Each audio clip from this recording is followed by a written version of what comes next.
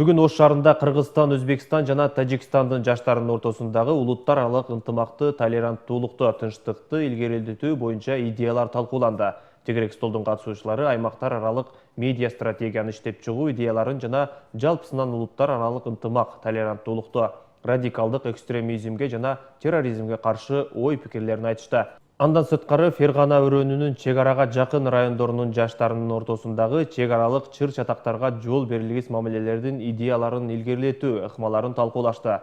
Европа биримдиги каржылаган Борбордук Азиядагы толеранттуулук менен тынчтыкты көздөгөн транс-чек аралык жол тараптуу диалог долбоору Кыргызстандагы Биом, Өзбекстандагы Юксалиш жана Тажикстандагы Гендер жана өнүгүү уюмдары менен биргеликте ишке ашырылууда. Тажикстан, Өзбекстан жана Кыргызстан ошол үч мамлекеттин чектешкен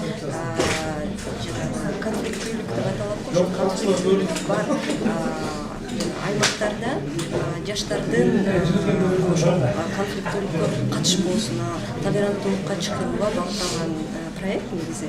Ошол проект алкагында булар медиа стратегияны болот, ошол медиа стратегияны иштеп чыгышат.